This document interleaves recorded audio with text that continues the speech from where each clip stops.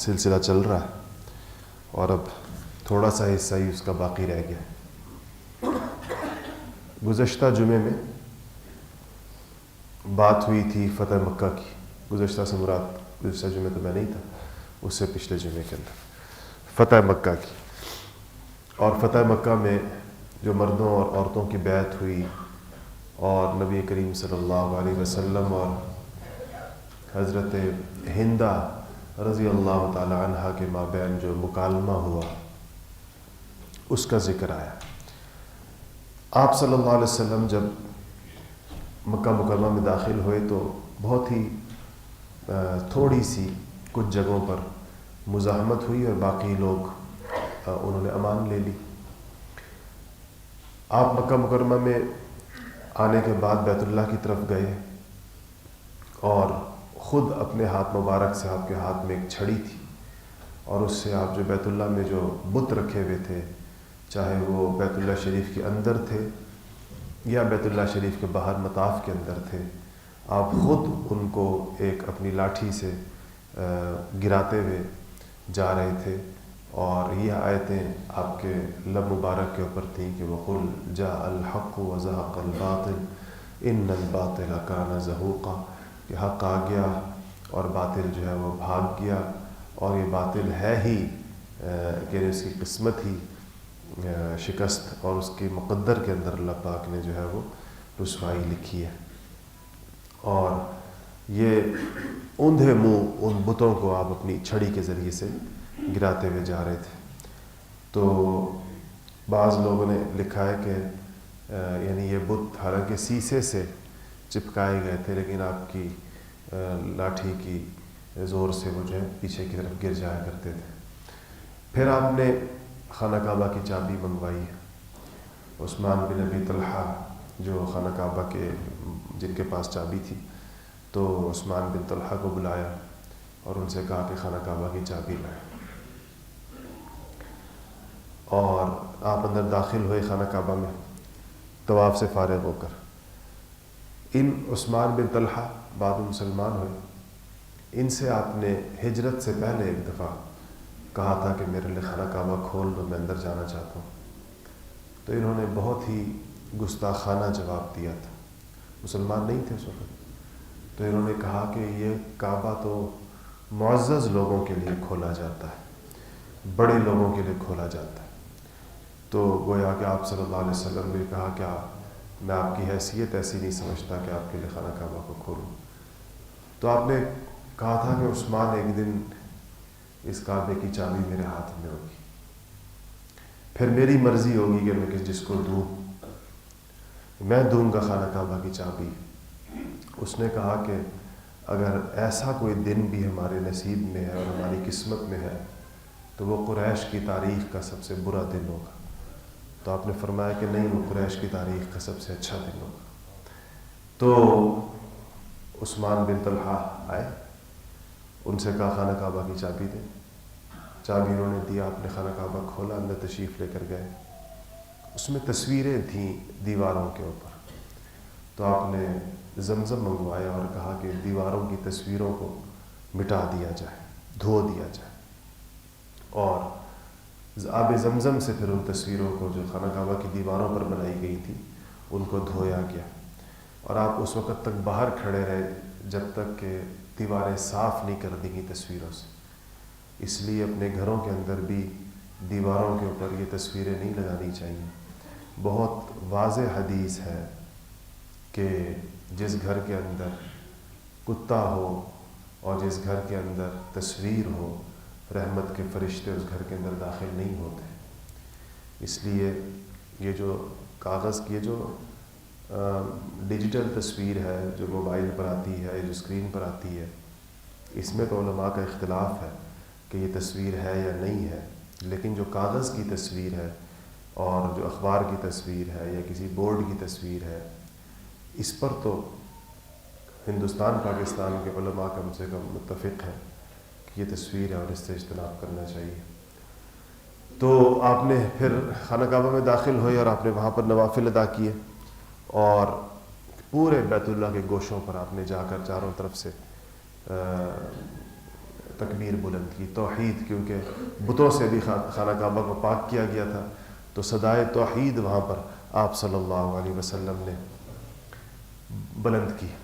باہر لوگ، ظاہر خانہ کعبہ تو چھوٹی جگہ ہے اور سب لوگ اس کے اندر تو نہیں جا سکتے تھے، اور خانہ کعبہ کی چوکھٹ بھی اوپر ہے، قریش نے اس کو کافی اوپر کر دیا تھا، جو آج بھی اوپر ہی ہے۔ آپ دیکھتے ہیں کہ خانہ کعبہ کا دروازہ جو ہے اس پر چڑھنے کے لیے سیڑھی لگائی جاتی ہے، یہ اس کی اونچائی اسی زمانے سے اتنی ہے۔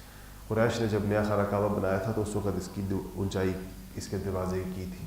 اس میں ایک وجہ تو یہ تھی کہ سیلاب کا پانی آتا تھا، آپ نے دیکھا ہوگا کہ خانہ کعبہ اس طرح نشیب کے اندر ہے، بالکل نیچے، تو اس زمانے میں چونکہ سیلاب کا پانی آتا تھا تو وہ اس کے خانہ کعبہ کے اندر جانے کا اندیشہ ہوتا تھا، گیا بھی تھا کئی دفعہ، اس لیے وہ جو ہے انہوں نے اونچا کیا۔ اور دوسرا اونچا کرنے کے اندر مقصد یہ تھا کہ خانہ کعبہ میں داخلہ قریش کی اجازت کے بغیر نہ ہو، اور دروازہ اتنا اونچا ہو کہ جب تک وہ اس کو سیڑھی نہ لگائی جائے اور اس کا دروازہ باقاعدہ کھولا نہ جائے تو کوئی اس میں جا نہ سکے۔ اور تیسری اس کے دروازے، اس کی حفاظت کے پیش نظر بھی، کیونکہ اس کے اندر سونے چاندی کی چیزیں رکھی ہوئی تھیں، بعض ایسے ہرن اور بعض ایسے بت جو سونے سے بنے ہوئے تھے وہ بھی اس میں رکھے ہوئے تھے، تو اس کی حفاظت بھی وہ اسی میں سمجھتے تھے۔ تو آپ آئے، باہر تشریف لائے خانہ کعبہ میں نمازیں پڑھنے کے بعد، اور آپ نے ایک خطبہ ارشاد فرمایا۔ خانہ کعبہ کی چابی آپ کے ہاتھ کے اندر تھی اور بہت سارے لوگ اس کے امیدوار تھے۔ عثمان بن طلحہ تو یہ سوچ بھی نہیں سکتے تھے کہ وہ بھی اس کی توقع کریں چابی کی، کیونکہ ان کو شاید اپنا وہ سلوک یاد ہوگا جو انہوں نے نبی کریم صلی اللہ علیہ وسلم کے ساتھ کیا تھا اور ہجرت سے پہلے۔ ان کے تو خیر وہم و گمان میں نہیں ہوگا کہ چابی مجھے واپس آئے میرے پاس، میں بھی اس کا امیدوار ہو سکتا ہوں۔ خاندان نبوت کے لوگوں کو، بنو ہاشم کو خاص طور پر اور بنو عبد المطلب کو توقع تھی چابی کی، اور ان متوقع امیدواروں میں سیدنا عباس حضور کے چچا، سیدنا علی ابن ابی طالب رضی اللہ تعالیٰ عنہ، ان حضرات کا خیال یہ تھا کہ یہ بہت بڑی سعادت ہے اور یہ بہت بڑی یہ خوش بختی ہے کہ کسی کو خانہ کعبہ کی تولیت مل جائے، تو وہ اس کے امیدوار تھے۔ تو آپ آئے اور آپ نے دروازے کے اوپر کھڑے ہو کر کعبے کے ایک خطبہ ارشاد فرمایا۔ اس خطبے کے کچھ جملے میں آپ کو سنا دیتا ہوں، جو خطبہ تو حدیثی کتابوں کے اندر پورا آیا۔ تو آپ نے خطبے میں کہا کہ لا الہ الا اللہ وحدہ لا شریک لہ صدق وعدہ ونصر عبدہ وہزم الاحزاب وحدہ۔ آپ نے سنا ہوگا کہ یہ خطبہ اس طریقے کے ساتھ، لا الہ الا اللہ وحدہ لا شریک لہ صدق وعدہ ونصر عبدہ وہزم الاحزاب وحدہ۔ یہ آج کل بھی خطبہ اپنے خطبوں کے اندر یہ ابتدائی جملے پڑھتے ہیں، یہ وہی جملے ہیں جو آپ صلی اللہ علیہ وسلم نے بیت اللہ کے دروازے میں کھڑے ہو کر فتح مکہ کے بعد جو آپ نے ارشاد فرمائے تھے۔ تو آپ نے فرمایا کہ اللہ کے سوا کوئی معبود نہیں اور اس نے اپنا وعدہ سچا کر دکھایا، یعنی یہ جو فتح مکہ ہے یہ اللہ تعالیٰ کا وعدہ ہے جو سچا ہو گیا، اور اللہ نے اپنے بندے کی مدد کی، اور اللہ نے دشمنوں کی تمام جماعتوں کو تن تنہا اللہ پاک نے شکست دی۔ انبیاء علیہ الصلوۃ والسلام کا اور نیک لوگوں کا طریقہ یہ ہوتا ہے کہ وہ کامیابیوں کو، سرفرازیوں کو، سربلندیوں کو اور نعمتوں کو اللہ تعالیٰ کی طرف منسوب کرتے ہیں، اس کو اپنی طرف نہیں منسوب کرتے۔ یہ شیطان کا طریقہ ہے کہ وہ چیزوں کو اپنی جانب منسوب کرتا ہے، اور ہم انسانوں کے اندر بھی جس انسان کی رحمانیت سے مناسبت ہوتی ہے تو وہ ساری نعمتوں اور کامیابیوں کو اللہ تعالیٰ کا فضل سمجھتا ہے، اور جس شخص کی مناسبت جو ہے وہ شیطانی مزاج کے ساتھ ہوتی ہے وہ دنیا کے اندر اللہ تعالیٰ کی نعمتوں کو اور اللہ تعالیٰ کی عطاؤں اور اللہ تعالیٰ کی بخششوں کو اپنے بازوؤں کا کمال سمجھتا ہے۔ جیسے قارون تھا، قارون کو جب کہا گیا کہ تمہارے پاس جو دولت ہے یہ اللہ تعالیٰ کی طرف سے، تو اس نے کہا تھا کہ یہ تو میں نے خود اپنے زور بازو سے کمائی ہے، یعنی اس میں العیاذ باللہ گویا کہ اللہ تعالیٰ کا کوئی کردار نہیں ہے مجھے مال دینے کے اندر۔ تو یہ قارونی اور حامانی اور فرعونی سوچ جو انسان کی ہوتی ہے وہ یہ کہ اپنی دولت کو یا اپنے منصب کو یا اپنی شہرت کو یا اپنی عزت کو یا اپنے پاس کسی بھی نعمت کو خالص اللہ کا فضل سمجھنے کی بجائے اپنا کمال سمجھنا، اس کو یہ سمجھنا کہ کوئی میرے اندر کو بہت بڑا وصف ہے، یہ بڑا خطرناک مزاج ہے۔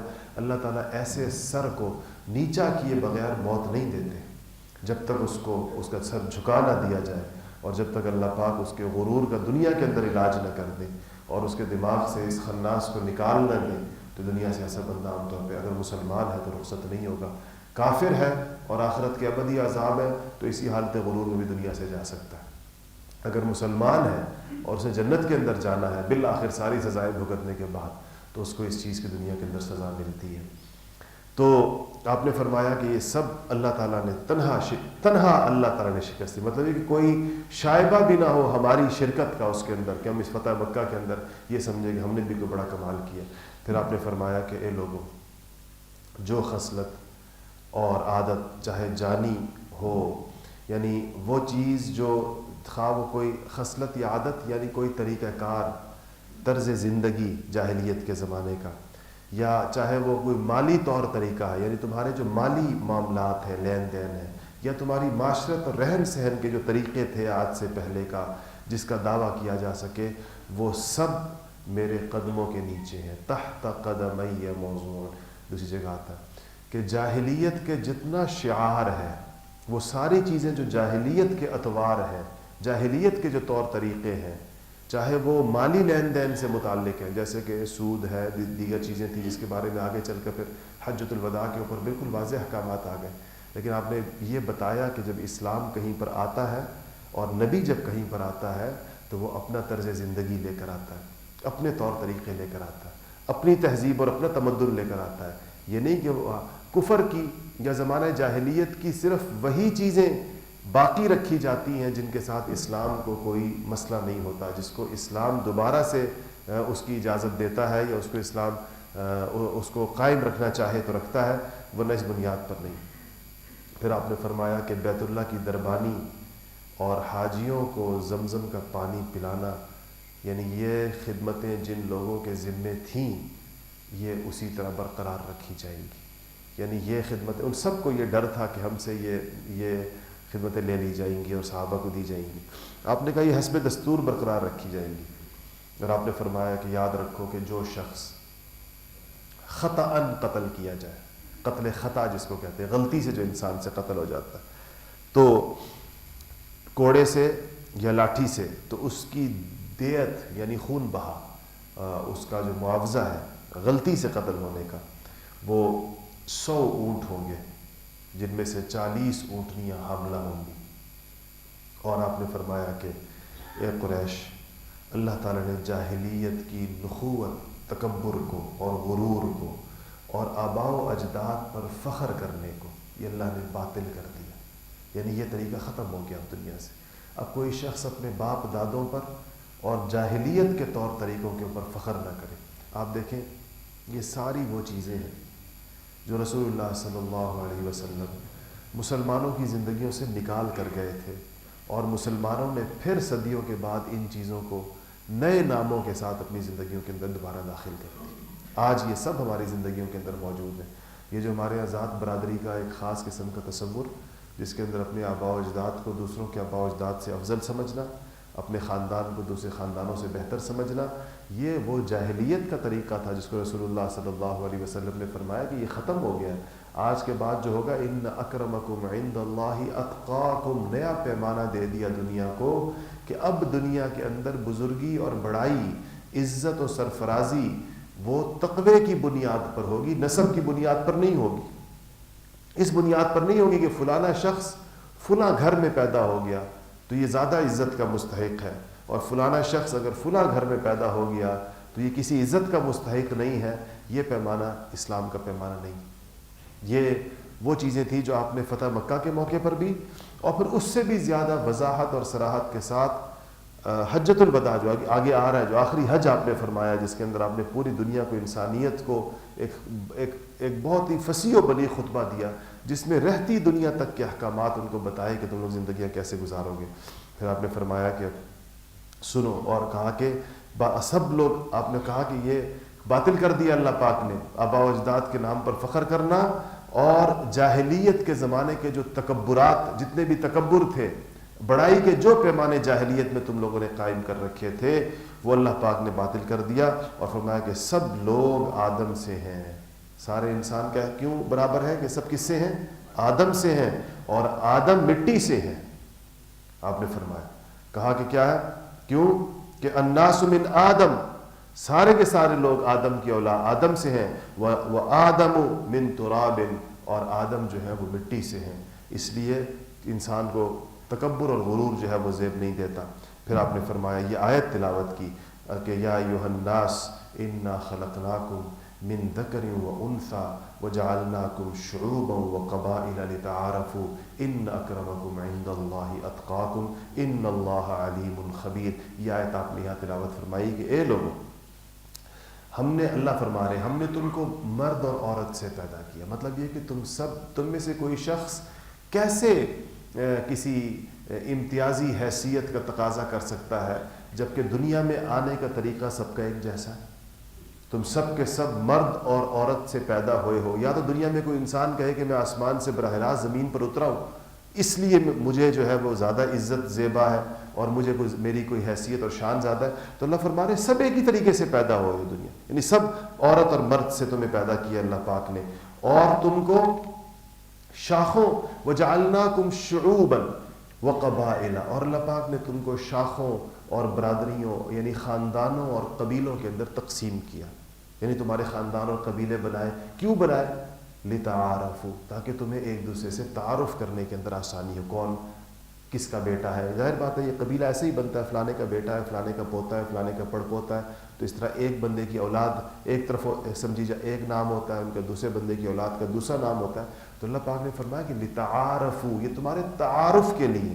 کوئی نہ کوئی انسان کو آخر انٹروڈکشن تو چاہیے ہوتا ہے نا، تاکہ دوسرے سے ممتاز ہو سکے، غائبانہ کسی کا تعارف کرا سکے. تو یہ تمہارے قبائل اور تمہاری شاخیں اور برادریاں اور ذاتیں اس لیے بنائی گئی ہیں. یہ اس سے نہیں ہے کہ تم اس کی بنیاد کے اوپر فخر کرو. یعنی یہاں کہا لفظ قرآن نے کیا ہے؟ لتعارفوا. یہ نہیں کہا گیا لتفاخروا کہ تم فخر کرو اور سینہ چوڑا کرو اور کہو کہ جی میں فلانا ہوں اور میں فلانا ہوں. اور کسی انسان کو صرف اس کی ذات کی بنیاد کے اوپر کمتر سمجھنا اور اس کی اہانت اور تذلیل کرنا، یہ ظاہر بات ہے کسی طور اسلام میں جائز نہیں ہے. پھر آپ نے فرمایا کہ ایک اور پھر ان اکرمکم، آیت کا آخر تھا ان اکرمکم عند اللہ اتقاکم، اللہ کے نزدیک اکرمکم، اکرم کہتے ہیں انتہائی معزز کو. اکرم اس میں تفضیل کا صیغہ ہے کہ جو تمہارے درمیان سب سے زیادہ جو معزز ہے تم لوگوں کے اندر، عند اللہ، اللہ کے نزدیک، وہ کون ہے؟ اتقاکم، جو سب سے زیادہ اللہ تعالیٰ سے ڈرنے والا ہے، خدا ترس ہے. پھر آپ نے فرمایا کہ قریش سے آپ نے پوچھا کہ اے قریش، میرے بارے میں تمہارا کیا خیال ہے؟ اب یہ قریش سارے نیچے مکہ میں تو آپ داخل ہو گئے، مزاحمت نہیں ہوئی تھوڑی سی کے علاوہ، کسی کو لڑنے کی ہمت نہیں ہوئی. اب سب اپنی قسمت کا انتظار کر رہے ہیں کہ ہمارے بارے میں کیا فیصلہ فرماتے ہیں. دنیا کا کوئی بھی فاتح ہو، کتنی آپ نے فتوحات کی تاریخ پڑھی ہوگی، نادر شاہ کا دلی میں آنا اور بعد کے لوگ جتنے بھی آئے، دنیا کا کوئی بھی فاتح ہوتا تو اب وہ یہ کہتا کہ کیا ہوگا، اب قتل عام ہوگا. اور جس طرح کے چنگیزیوں کے لشکر جب داخل ہوئے تو اس نے قتل عام جب کیا تو کسی نے کہا اس سے کہ خدا، عورتیں نکلیں اور ہزاروں لاکھوں لوگ مار دیے گئے. تو کسی نے آ کر اس تیموری سے کہا کہ خدا کے لیے بس کرو، کیا تمہاری تلوار کی پیاس ختم نہیں ہوئی؟ اتنا خون بہا دیا، لاکھوں لوگ تم نے قتل کر دیے. اس نے کہا کہ میں نے قسم کھائی ہے کہ جب تک انسانوں کے خون اتنے اوپر نہیں آ جائیں گے، اتنا زیادہ نہیں ہوگا کہ میرے گھوڑے کے پیٹ کو جا کر خون لگے، اس وقت تک تلواریں روکی نہیں جائیں گی. تو جب اور لوگوں نے فریاد کی تو کسی نے کہا کہ تمہاری قسم اس طرح پوری کرتے ہیں کہ نیچے سے خون کا چھینٹا تمہارے گھوڑے کے پیٹ کو ڈال دیتے ہیں، پیٹ کو لگ جائے تو تمہاری قسم بھی پوری ہو جائے گی، اور مزید تم جو ہے وہ قتل و غارت بند کرو مفتوحہ علاقوں کی اور مفتوحہ لوگوں کی. تو انسانیت کی تاریخ تو ان چیزوں سے بھری پڑی ہے. حالانکہ اگر دیکھا جائے تو جن لوگوں پر اس نے فتح حاصل کی تھی انہوں نے اس کا کوئی جرم نہیں کیا تھا، یعنی ان لوگوں نے اس کے بندے نہیں مارے تھے، کبھی اس سے جنگ نہیں کی تھی، وہ تو ویسے ہی اٹھ کر ایک پوری دنیا فتح کرنے کے لیے نکلا تھا، ان قوموں کے ساتھ تو اس کا کبھی واسطہ ہی نہیں پڑا تھا۔ یہاں تو وہ لوگ سامنے تھے جن میں سے ایک ایک کے اوپر مختلف جرائم تھے، آپ صلی اللہ علیہ وسلم کو ستانے کے، تکلیفیں دینے کے، اذیتیں پہنچانے کے، پھر صحابہ کو مختلف غزوات کے اندر قتل کرنے کے، ان کو اپنے مکانوں سے نکالنے کے۔ یہ جو لوگ سامنے کھڑے تھے اس وقت، یہ سب کے سب صحابہ کی جائیدادوں کے اوپر قابض تھے اس وقت، ان گھروں میں رہ رہے تھے جو گھر صحابہ ہجرت کے وقت چھوڑ کر گئے تھے، ان گھروں میں یہی لوگ رہ رہے تھے۔ خود نبی کریم صلی اللہ علیہ وسلم کا گھر بھی انہی لوگوں کے پاس تھا، جس میں آپ خود پیدا ہوئے تھے، جس کے اندر آپ پلے بڑے تھے، جس گھر میں آپ نے شادی ہوئی تھی آپ کی، جس گھر کے اندر آپ کی ساری اولاد پیدا ہوئی تھی، وہ سارے گھر ان کے پاس تھے۔ اچھا، گھروں کی بات یاد آئی تو میں آپ سے عرض کروں کہ کچھ صحابہ آئے حضور کے پاس کہ اب ان جائیدادوں کا کیا ہوگا، کہ ہم نے جو گھر چھوڑے تھے وہ تو موجود ہیں، زیادہ عرصہ تو نہیں گزرا، 8واں سال تھا، 8 سال پہلے ہی گئے تھے لوگ یہاں سے، تو کہا کہ ہمارے ان گھروں کا کیا ہوگا۔ آپ صلی اللہ علیہ وسلم نے فرمایا کہ جو چیز اللہ کے لیے، ہجرت کا مطلب ہوتا ہے کہ اپنی مال اور اپنی علاقہ اللہ کے لیے چھوڑ دینا، تو جو تم نے چھوڑ دیا ایک دفعہ اللہ کے نام پر، اب اس کے اوپر صبر کرو، میں اس کے عوض تمہیں جنت کے گھر دلواؤں گا، اس پر تم صبر کرو، اس کے عوض اللہ پاک جنت کے گھر عطا فرمائیں گے۔ تو انہوں نے بالکل، صحابہ نے بڑی سیر چشمی کے ساتھ، بڑی خوشی کے ساتھ اس بات کو مان لیا۔ کسی نے، خود نبی کریم صلی اللہ علیہ وسلم نے اپنے گھر کا کوئی مطالبہ نہیں فرمایا، کسی کو طلب نہیں کیا، حالانکہ اس وقت آپ کس شان کے ساتھ داخل ہوئے تھے مکہ مکرمہ کے لیے کہ آؤ بتاؤ میرا گھر خالی کرو، یہ چیزیں چھوڑ دی۔ تو آپ نے فرمایا کہ قریش، کیا خیال ہے تمہارا میرے بارے میں، اب میں تمہارے ساتھ کیا کروں گا، تمہاری رائے کیا ہے، اندازہ کیا ہے؟ تو انہوں نے کہا کہ عجیب جملہ، انہوں نے کہا کہ قالوا خیرہ خیرہ اخ کریم و ابن اخ کریم، کہا کہ آپ ہمارے ساتھ بھلائی کا معاملہ کریں گے، اس لیے کہ آپ ایک کریم شخص ہیں اور کریم بھائی کے اور کریم کے بیٹے، یعنی کہ آپ کا خاندان کریموں کا خاندان ہے، مہربانی کرنے والوں کا خاندان ہے، تو ہمیں آپ سے خیر کی توقع ہے۔ خیر کریم اخ کریم، کیونکہ آپ ہمارے ایک کریم بھائی ہیں، و ابن اخ کریم، اور آپ ہمارے کریم بھائی کے بیٹے ہیں۔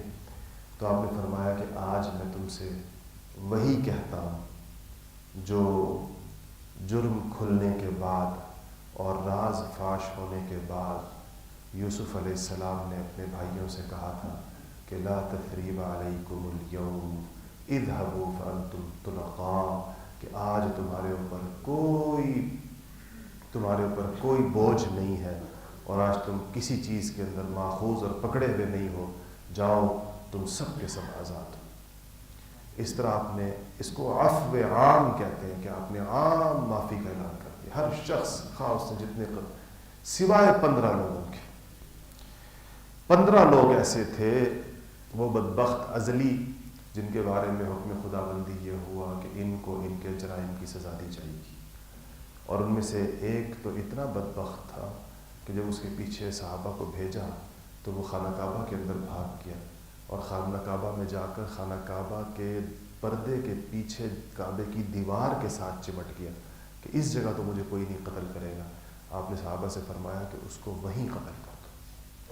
اور یہ جن لوگوں کے بارے میں یہ ارشاد ہوا تھا، ان 15 لوگوں کے بارے میں، یہ سارے وہ لوگ تھے جو شاتم رسول تھے، یہ سارے وہ لوگ تھے جو نبوت کو اور حضور اکرم صلی اللہ علیہ وسلم کو اور گالیاں ایسی دیتے رہے توہین آمیز۔ اس میں اگر آپ کے اوپر اور ظلم و ستم کسی نے کیا اس کو تو معافی ملی، لیکن جن لوگوں نے نبوت کو ایک مشن بنا کر ٹارگٹ کیا، کسی نے مستقل اس کام کے لیے، بس بعض شعراء ایسے تھے ان کا کام ہی یہی پروپیگنڈا تھا کہ وہ نبی کی ذات کو نشانہ بناتے تھے، تو چونکہ نبوت اللہ کی طرف سے بھیجا گیا یا اللہ کی طرف سے دیا گیا ایک منصب ہے، اور اس منصب کی توقیر اور اس کی حفاظت آپ صلی اللہ علیہ وسلم نے اس طرح کے، ان کی خیر تفصیل لمبی ہو جائے گی کہ कौन कौन थे उसके अंदर, सीरती किताबों में सबका जिक्र, उसमें कुछ औरतें भी थी और कुछ मर्द भी थे। और इससे उलमा ने ये मसला निकाला है कि जो शातिम रसूल है, जो नबी करीम सल्लल्लाहु अलैहि वसल्लम की ज़ात की गुस्ताखी करने वाला है, उसकी सज़ा जो है वो कत्ल है और उसे कोई माफ़ नहीं कर सकता। और ये लोग बड़ा लोगों को मिस गाइड करते हैं जो ये कहते हैं कि हुजूर पर, अव्वल तो वो जिस तरह बेसर पाकिस से कि एक औरत हुजूर पर कूड़ा फेंकती थी, आपने उसको माफ़ कर दिया, ये तो हमने तो कहीं नहीं पढ़ा ये किस्सा आज तक, जितना दीन हमने पढ़ा है उसमें तो कहीं नज़र नहीं आया। अलबत्ता किसी और के पास कोई और सहीफ़ा हो जिसके अंदर ये लिखा हो तो हमें बताएं कि कहाँ लिखा है।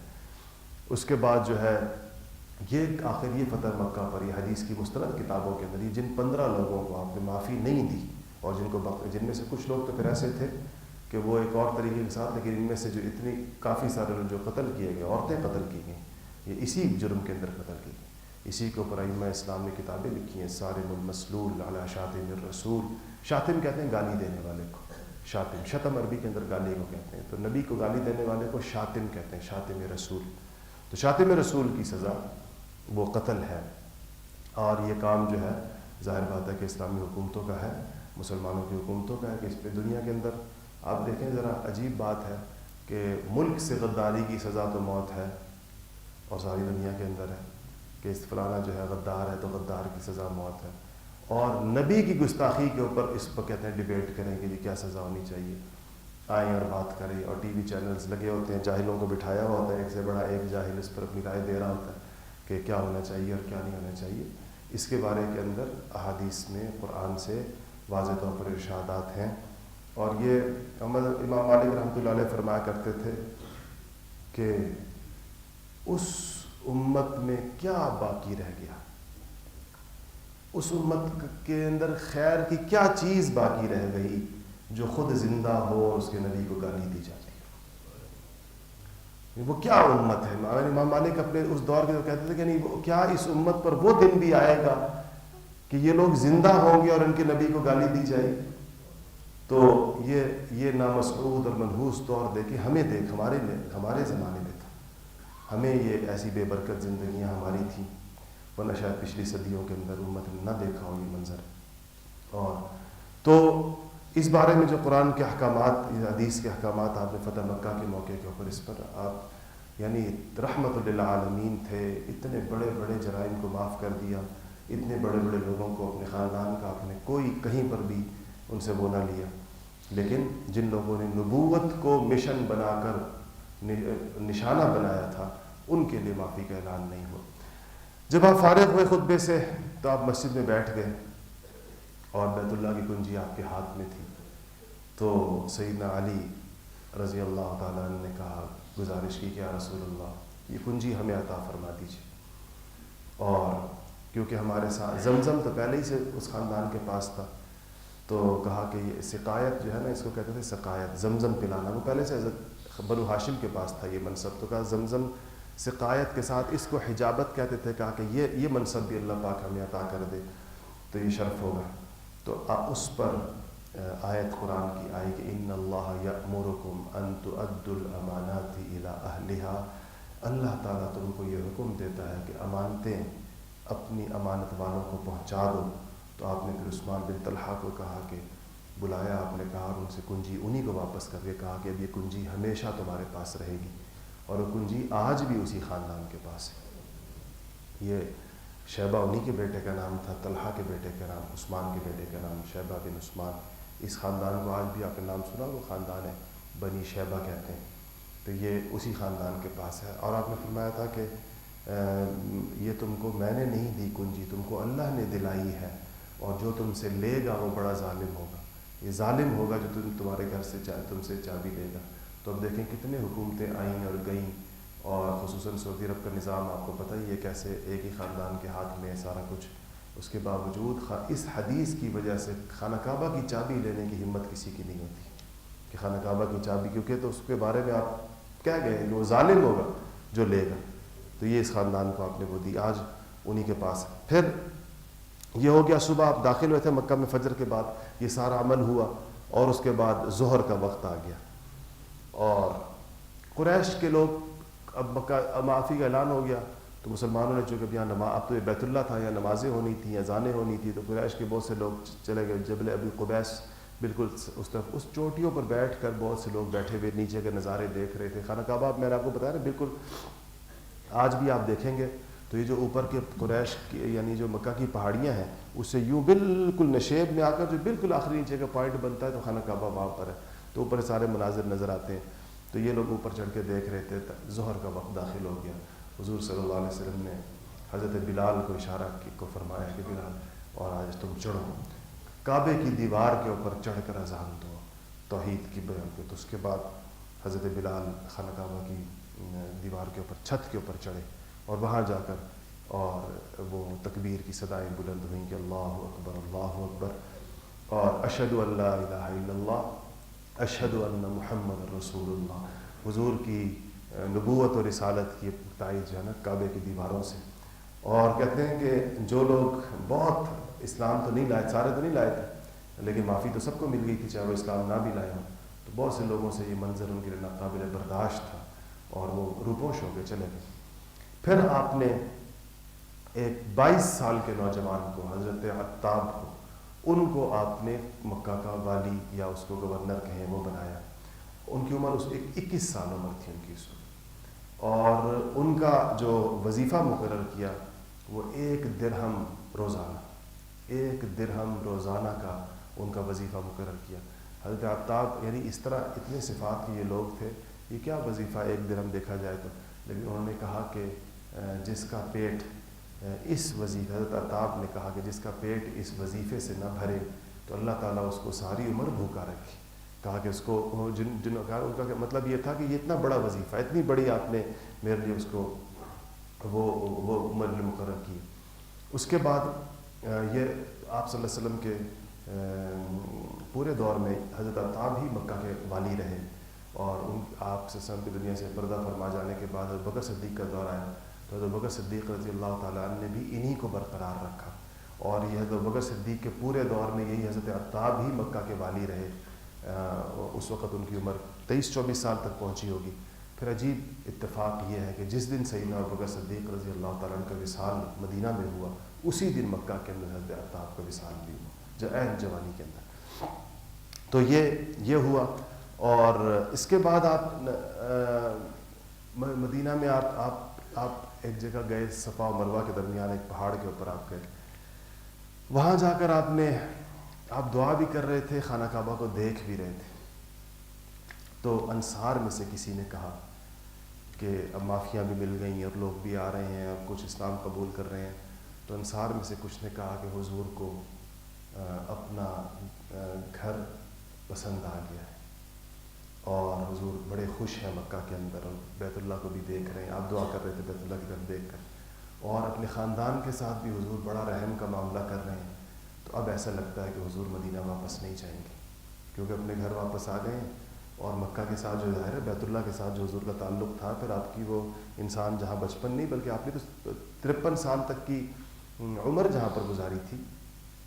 تو آپ کو وحی کے ذریعے پتہ چل گیا اس بات کا. تو آپ نے بلایا انصار کو. آپ نے کہا تم لوگوں نے کہا یہ کہ مجھے میرا خاندان پسند آ گیا ہے، نرمی کر رہا ہوں ان کے ساتھ اور مجھے بیت اللہ اچھا لگ رہا ہے، تو میں جو ہوں وہ ادھر رہ جاؤں گا. تو انہوں نے کہا رسول اللہ ہمیں اس بات کا خدشہ ہے کہ آپ کی جو ہم کیفیت دیکھ رہے ہیں اور آپ کے اوپر جو ہم خوشی اور مسرت دیکھ رہے ہیں تو ہمیں اس بات کا وہ لگتا ہے کہ آپ شاید واپس تشریف نہ لے کر جائیں. تو آپ نے فرمایا کہ میں نے ہجرت اللہ کی طرف اور اس کے رسول اللہ کی طرف اور تمہاری طرف ہجرت کی تھی. یہ ہجرت اللہ کے لیے کی تھی اور تمہاری طرف کی تھی اور یہ ہجرت قائم رہے گی. اے انصار میں تم سے ہوں تم مجھ سے ہو.